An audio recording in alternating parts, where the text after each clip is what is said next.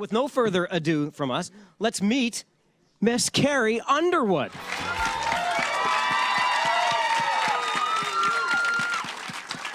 Hi.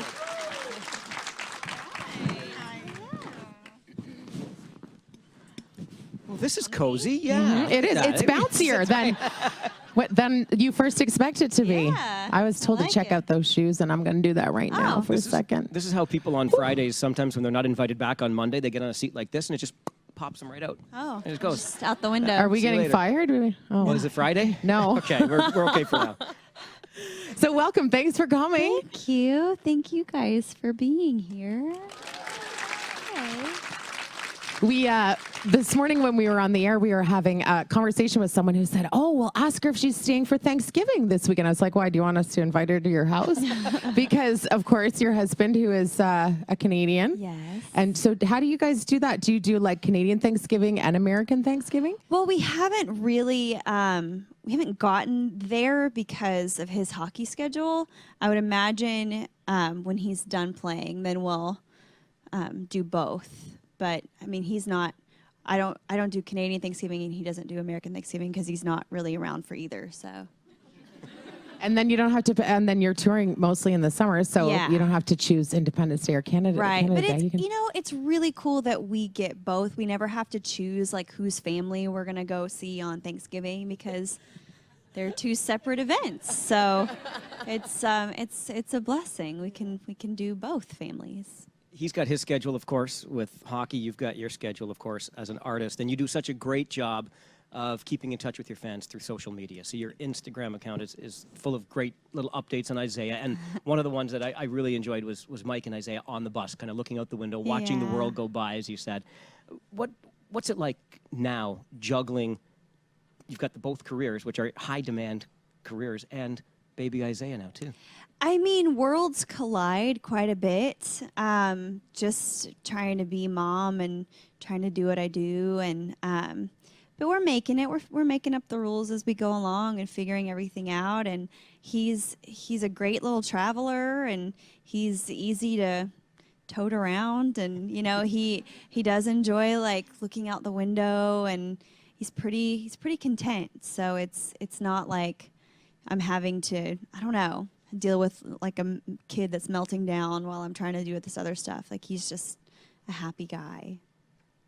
Will you take a video when he's 2 and he's like, "No getting off the bus," and throws a fit and post that for us? Well, it's funny like to pick up on that, even as small as he is. He's just a little over 7 months, and he'll grab something he's not supposed to have, and then you take it away from him, and then you kind of see the little mini fit starting, and I'm like, oh no, I'm not ready for that. I will definitely take lots of videos in order to future humiliate him. Not humiliate, but just You never embarrass. you never know when that's going to come in handy. Exactly. Right? Absolutely. I've got lots of naked baby bathtub pictures, Yeah. We Those call will it come in handy. documenting, but you're right. It's a good Right, tool right. for later. Yeah. You know. Show this to your girlfriend. Yes. Exactly. We could take them out of the photo album and hide them if we didn't like them, but now it's all on no. it's there on your Yeah. phone. You don't know mommy's password. Yeah, no.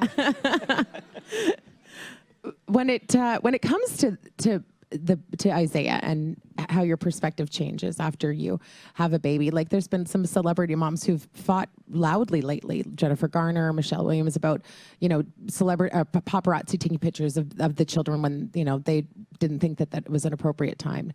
What's your perspective on that? What's your policy, and how do you think you're going to deal with that? Well, I mean, we live in Nashville, which you're still able to be a human in Nashville. I go to the grocery store. I take Isaiah to the grocery store. Like, we're able to just be people and be a family and live and not really have to worry about that too much. I definitely understand. I mean, I remember seeing things about, like, how, like, kids were dressed in magazines, and they were, like, analyzing like a 3-year-old's fashions. Like, really? Are you serious? I mean, I don't know. There's just something really creepy about that, and I get it. I'll do my best to try and keep him sheltered and try to keep his life as normal as possible. And yeah, that would involve not having cameras in his face, unless it's mine. But yeah, I mean, I would do anything to protect him from that. Yeah, isn't that funny how that inner mama bear, you're like, oh, I didn't know what that was, but I got it now. Oh yeah, I got it. Yeah. Yeah. Yeah. I mean, he's having a kid. You just lots of things come out that you didn't know were in there. Okay, so there's the female side of the parenting question. But as the guy here on this team, and I know you're such a big hockey fan. You rock that Predators jersey. I remember the picture you posted, again, social media for the playoffs last year. You were also tweeting 12 days to go, and you're all excited for the season. Well, of course, the season starts tonight. This is this should be a national holiday here in Canada. It really should. Be. You shouldn't have to work. Yeah, these are hardcore fans that are here for you, right? Because right. there's hockey somewhere. But obviously, you know the sport so well because Mike plays it. Will Isaiah be allowed to play hockey if he wants to? If he wants to. I mean, we definitely will not force him into music or hockey. I think it'll be about finding what he's good at and what he is interested in, and making sure that whatever that is, he gives it his all, and being supportive. And Mike's the same way. Like I'm sure he would love it if Isaiah played hockey, but like we'll both be fine if he doesn't decide to do whatever we do, You're okay with the physicality, to put it mildly, of the game? It doesn't bother me with Mike. I mean, I know it's different with your baby. I mean, I say this now. It's all easy to say right now, isn't it? But Don't worry, it's not on tape, Carrie. Okay. Wait, what? No, I think I think I'll be fine with it. And I mean, I'm from football, I'm from Oklahoma. Like, it's what we do. So, yeah. So whatever he wants to do. Hit each other a lot. Yeah. If there's a little brother ever at some point, he'll have somebody to torture, I'm sure. When we were driving down, we were talking about the new record, Storyteller. And I can't believe that album name hasn't been taken yet. It's such a perfect, beautiful, simple title for exactly what's going to happen on a record, especially one of yours. You tell great stories. Thank you. That was the first thing I said. Like, when we were trying to figure out an album name, it didn't just come to me. Like, normally in the past, I had an idea early on about what the album was going to be titled. And with this one, it's like we had all the songs, and it was like, you really need to name this something because we need to really get going and tie up all the loose ends and have an album. And there was just nothing that, like, no album track that I was like, oh, that's the name of the album. And people were throwing out ideas, and I was lukewarm about a couple that I was like, I guess that'd be okay, but I'm just not excited about it. And I came in, and the night before, I was like, I kind of had this idea, like, we tell a lot of stories on the album, be it personal or like little mini movies in, song form, kind of stories. So that's kind of the theme. So what about Storyteller? I'm sure it's been taken, I'm sure 1 million people have called their album Storyteller. And we looked, and there were a couple things, but nothing like, I figured there'd be this giant list of Storyteller albums, and there wasn't. So I was like, well, okay. Everybody was excited about it too, and I was like, okay, yeah, that feels right. So when you are recording songs like Two Black Cadillacs or Last Name, which are such, crazy stories about, wild things occurring, that people get a real kick out of and love to listen to. They love that story, and they're kind of cheering for somebody in that story. And then you sing songs like Smoke Break or American Girl that everybody can relate to. I don't know a lot of girls who've teamed up to kill their cheating husband. I mean, I wish I did. But because it's really great. But then in Smoke Break, you're like, everybody relates to that. So is that by design, where you pick some songs that are so wild and fun that, it's more of like a little mini movie that plays in your head, and then those songs that everybody's like, that's me?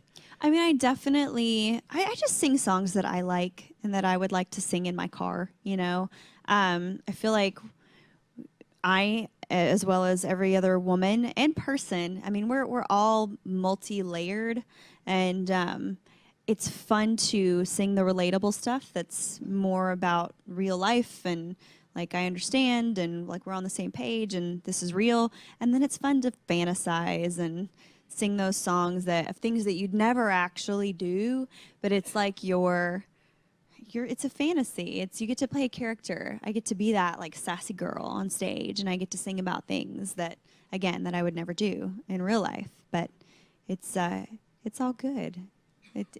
I want to play to all the layers of the listener, be it songs that I write about my son or my husband or whatever, or the fun stuff. So Smoke Break, first single from the new album. And I feel as though I have to preface this by saying I mean no disrespect, because I truly don't. How's that for a setup, right? But I remember... I'm scared. I remember when the video was released, and we got to share it with all of our listeners as well, and everybody was talking this video, and it's trademark Carrie, and all the, sexy, and there are the trademark legs and whatnot. And I watched the video, and no offense, but what I took away from it was the women you had in that video who were in such non-traditional roles. So you're about 2/3 of the way through it, and there's instead of a cowboy working a horse, it's a woman. And then even better, you pull into that gas station, and who's there grinding parts and working with a welder's mask on and greasy overalls, but another woman. Mm-hmm. I can't help but think that was by design. But is that your way of like girl power? Yeah, I love strong women, and that's why I sing several songs just in my repertoire about like women who've kind of been pushed to their limits and fight back. And I love strong women, and that was definitely a conscious effort in my mind, like when we were talking about the different little vignettes that were going to happen in the video, to make them be these strong women that, I don't know, you just don't see enough of. So how much input do you get in that part of the creative process, from the songwriting to the song itself, its production, and then ultimately the video? I mean, a song like Smoke Break, I was there from the beginning. I was writing with a couple friends of mine, and we were in the middle of another song, and then started writing this song, and then going in to discuss like what it should sound like with Jay Joyce, the producer, going in for background vocals, going in for just everything, how I wanted the like first pictures to look like when we were sending out, this is our new song, and we have the picture, and the video, like I had this idea. Everybody, it's a collaborative effort. Because people throw out other ideas, and we, make it all work together to be the best thing it can possibly be, no matter what we're working on. But yeah, I'm a song like that. I'm involved in every aspect. I heard you talking about how people maybe were expecting like a softer side, maybe a lullaby album. Yeah, it was your mom. Well, it was just amazing how many people were asking me questions about, oh, you're pregnant, you're gonna have a baby. Like, I bet this is gonna change your songwriting. And I'm like, why? What are you talking about? And then after I had him, like, oh my gosh, like this new album, it's gonna be different, And I just felt like everybody was expecting me to have this like mommy, like mushy, I don't know, album. And I was like, it's not, like, I'm still me, people. This is just another avenue I get to explore. This is a whole other group of people that I can now relate to, because I'm one of them. I'm a parent, but I'm not gonna, pardon me, but wuss out and like make this like hyper emotional record. So what do you think will surprise us that's on the record? Is there a certain song, or is there a certain like melody or something that will be a little like of a surprise or a little alarming to your fans? Not alarming. I hope nobody's alarmed when they listen to that. I think the overall sound of the album is a bit more traditional country for me. It's just a bit more twangy. It's still really fresh and cool, but it's a little simpler in its production and all of it. It's just more organic, I guess. It's interesting that you mentioned, Carrie, the traditional country, because we talk about this all the time, sort of the ebb and the flow of the music, the genre of music. And I'm not sure really there are lines anymore between what's country, what's pop. You've had crossover hits. I think Sam Hunt is a glaring example now of music that you could hear either way, and what really defines country. But one thing that I think we can agree on, that we know for sure right now, is that women are in a rather interesting place. We've got this thing called bro country that's happening. We've got somebody else talking about the lettuce and the tomatoes, and I'm not sure if, I think the women are the tomatoes in that. And we've got somebody else saying that He all had the to women, ask in the car on the way. Can't keep it all, Who is I can't what? keep it all straight. But for somebody like you, who's had such tremendous success right out of the gates in this format, in this genre, what's it like for a woman in country music today who's not Carrie Underwood? That's a good question, because I'm definitely one of the lucky ones. I get airplay and I get lots of support, and I'm so thankful for that. I think we're at a time where people are talking about it, which is step one, and that's really great. You know, a couple years ago, it kind of would have been like, oh no, like look at all these women in the top 25. Like there's 2. Wow, check that out. You know, we're doing good. High fives all around. But now I feel like because of, you know, one person's interesting comments and analogies, that people talk about it now and are making a bit more of a conscious effort to play more women. So I think there's a long way to go, but it's a good start, and hopefully within the next, you know, 2 to 3 years, we'll see more, because they're out there. Like you can go anywhere in Nashville on Friday or Saturday night and like hear people play, and there's incredibly talented singers, songwriters, musicians who are just these amazing, gorgeous women, and you're like, how do you? I hear them on demos. Like I listen to demos, and I'm like, how is this person not like kicking my rear end right now, like all over the radio, being awesome? But yeah, they're out there. So hopefully, just some doors will open and give them a chance. So to that end, how much fun was it on Something Bad with one of the other powerhouse females in country? It was so much fun. I mean, just getting to stand on stage with somebody like Miranda and like feed off of each other, and it was a blast. And the video was so much fun, because normally videos are like, I mean, I love videos, but I'm there by myself, like everybody's looking at me, and I'm like trying to be cool in front of the camera, and like it can be really awkward.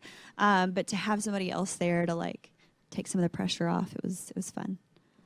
So in September, you were in London, England, and we saw that you Yes. had tea with the Queen. Well, sort of. Pinky Yeah. was up. Yeah. Pinky, I was yes, having some tea. I think there was actually coffee in that mug. I'm not gonna lie.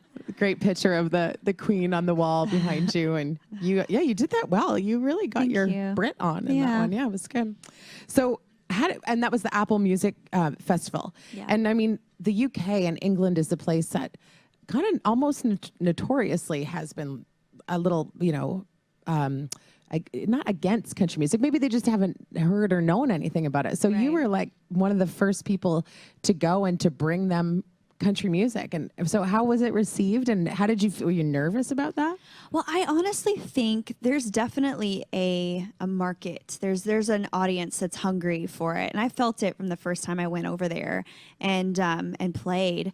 But I feel like there's so many artists that just kind of would be like, oh no, they won't like us there, and didn't really make the effort. That's a long way to go. They're not gonna like us. And I mean, country music is so healthy right now. I mean, it's why wouldn't they, you know? And I feel like I've made an effort. There's a lot of other artists that have made an effort to take our stuff there. And every time I go, like the audiences grow, they get bigger and bigger. And the C2C thing is expanding, and doing more and more shows in not North America. You know, we're going to other places, which is really amazing. So like I said, there's a want for country music outside of, you know, outside of us. Yeah. Healthy is such a good word for it, I think, when you talk about country music today. What were the crowds like? What are the fans like there? They know everything. It's like they're like, oh my gosh, like these people don't ever come here. So I'm gonna go buy all Carrie's albums, and I'm gonna know every single word to every song she might play, because they do. They sing along to everything. So I feel like they're they're grateful that we did make the trip, and they're excited. So one of the other things I came across that I was thrilled when we were preparing to talk to you today is that you're a Stephen King fan. Yeah. Now, and again, I have to ask myself, how does that really happen? Because I think I went straight from Hardy Boys to Stephen King. And again, it feels to me like kind of a guy's thing. You didn't go from Nancy Drew to Stephen King, but how did you become a Stephen King fan? My mom is a huge Stephen King fan. She's probably read everything that he's written. Not in a creepy way, like in an appropriate, like, fan way. And I'm such an like audio visual person. It honestly is hard for me to read. And that sounds weird. That's just not how I learn. That's not how I would learn in school. I'd have to like write everything down and or listen to it or go see something and look up things that I could see. And that's just how I retain information and how I'm entertained. So the way he would write, he was just a very descriptive writer. So I could read his books or his short stories or whatever. I could actually finish a book. And Christine was an inspiration for Two Black Yeah. Cadillacs. This is Christine the novel. Yeah. Well, I mean, because the song is about it's Two Black Cadillacs, and so what can we do with that other than follow the storyline directly, which I don't really like doing most of the time in music videos. I want to why just act out what you're listening to? You know, why not add some other dimension in some way, or I don't know, just take it in a different direction. Right. So, yeah, we decided to make the cars, the killer. Yeah. His first novel was Carrie. Your mom was a fan. My name is Carrie, right? And it's coincidence? I don't the know. Same way. Actually, my sisters named me. Yeah, we had like an S theme going in my family. Like my dad was Steven, and my sisters were Shanna and Stephanie. But my mom's name's Carol, so I think I was gonna be Stacy, and then my sisters were like, "You need someone. How about Carrie?" So that's my name. Nice. So did the C theme cross over when you were naming Kalia, the clothing line? You know, I didn't even think about that. Kalia was just... I knew I was going to say it right. You told me Kalia. Oh, it's okay. No. Everybody does it. I told you it's like this new word. It is a new word. It's not something you should know. So, yeah, Kalia. Prettier. I think that was good. Well, we were just trying to figure out, what do you name a clothing company? So we were like, I don't know, just trying to think of something that was strong and beautiful. And kalos is the Greek word for beauty. And then there's the calla lily, which is like, it's strong and pretty. And so it worked. And on behalf of girls everywhere who love and live in yoga pants, thank you. It's really nice like stuff. Me, I was like, I really just made clothes so I could have a closet full of comfy clothes. So that's what I was going to say. What was it about? I mean, we know that you've done other, business things like you've done with Almay and stuff like that. So what was it when you said, okay, I'm going to put my name on something, I'm going to do something that is mine. This is my new venture. What was it about clothing that kind of... Well, they kind of approached us. Dick's Sporting Goods approached us and asked if I'd ever be interested in doing something like that. And I immediately got so excited. And then soon after, went in and met with everybody. And I was so impressed that I was in a room with just really amazing, strong women who were in different places in their lives, different ages, different ethnicities, but they were all just amazing and strong. And it was like women creating clothing for women. I don't know why that's like different or if that was a surprise, because you'd think that would be the way it should be, but it was amazing for us to just get there and like talk about things we liked and didn't like about clothes, and pick colors and patterns, and talk about trends. And I like annoyingly snap pictures of my friends when I'm like, oh my gosh, I love your shirt, like I love this detail, like what is this material? And I bring things in, and the next meeting they will have incorporated things that I brought in and liked, and I'll get to see them in potential coliform. Yeah, it's cool. Your price point is awesome. I mean, in Canada, and I'm sure you've heard of Lululemon, and Yeah. we were, everybody wanted Lululemon, but it was kind of really like almost unattainable. It was a real status symbol thing, and yours seems just more for everybody. Like it's accessible, it's easy to wear, the price point's good. Like it seems like you were really thinking about making it available to everybody when you were doing it. Well, they're definitely quality pieces. So it's like they're not. It's not cheap clothing. You know what I mean? No. But it's definitely not. We don't try too hard, and it's not about. It's not about the status thing. It's about making women feel good about themselves.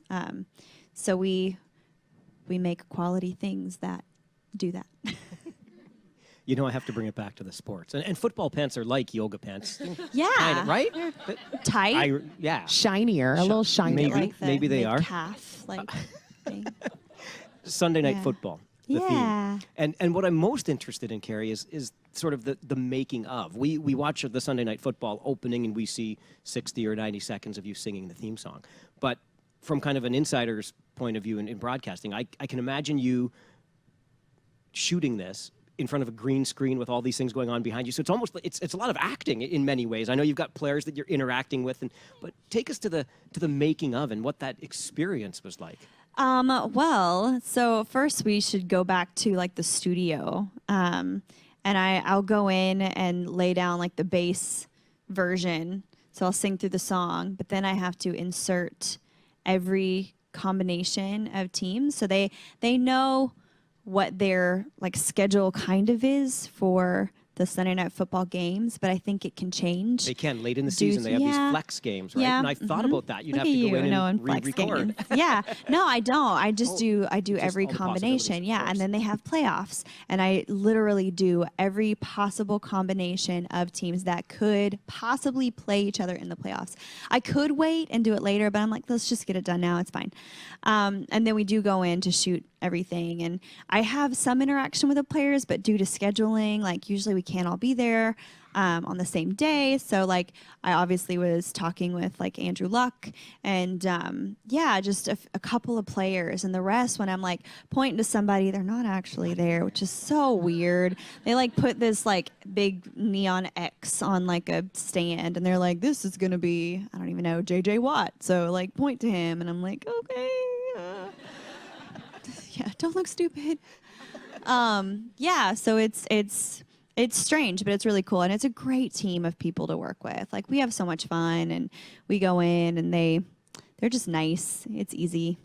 It's borderline iconic, though, too. Now, the role that you have as singing the opening for Sunday Night Football, having sort of taken the microphone or the throne, whatever you want to call it, from Faith Hill and taking over this. But, I mean, this is millions and millions of sets of eyes on you each and every week. Yeah, I mean, it's cool to be a part of it. You know what I mean? And it's like when you hear the song coming on, like it's like, oh, it's time. It's like when they used to have like good TV show theme songs, you know? Yeah. They don't really do that anymore, but it's like it was like a song written for the show, and then it would come on, you get all excited because your show is about to come on, and you knew the words to the song, but yeah, that's what it is. It's like, hey, it's time. So do you have a team? You mentioned, I mean, I know Oklahoma, so is it all college for you, or do you have a pro team? No, well, I went to school at a I don't know. It was a smaller school. So people are like, are you OU or OSU? I'm like, I'm just happy if anybody's doing good. I don't really care. But I grew up, which it's changed. I'm really thinking hopefully that the Titans will have a better season this year because we live there. You know, you want to like your home team. But I grew up a Cowboys fan. My room was like a 10-year-old little boy's room. I had pictures of Troy Aikman on the wall, Emmitt Smith, Deion Sanders, Michael Irving. Like, I mean, that was like, yeah, that was it. Like my mom made me curtains that were like blue and silver. I had a big Cowboys pillow. I had a starter jacket. It was a Dallas Cowboys starter jacket. Yeah, you know what I'm talking about. But yeah, so I was a huge Cowboys fan. I'm a Steelers fan, so we won't talk much more about that. Okay? Well, Okay. I mean, I like to consider myself a bit of a free agent in the fan category because I also know a couple people on different teams, so it's like, I want you to do well. I like the Packers. I like the Seahawks. and I really want Tennessee to like be better. Guys struggle with that. Like they don't understand how we can like Buffalo and Pittsburgh. They're like, no, what? You have to pick one. Yeah, why? It's such a commitment. So I was just listening to you, and I was thinking, so if you're all home on a Sunday, and you come on the TV, and you're there giving Isaiah something to eat, and he sees you, is he making any connection yet? Like, that's my mom. I don't think so. I've just seen him recently get, like today we FaceTimed with Mike, and I feel like he knew that was Mike. You know what I mean? Like I feel like he's just now really starting to like put it all, but that has to be confusing. Like mommy's here and mommy's there. Like what's going on right now? Yeah, but when we have commercials and stuff come on, like I don't feel like I don't really think he pays too much mind. So last season of American Idol. Yeah. Did you ever watch? Do you watch? Yeah. Oh yeah. It's bittersweet, definitely. I mean, you hate to see anything, especially something that I came from. That's why I get to do what I do. But I understand. I mean, it's been 15 years. This next season will be the 15th season.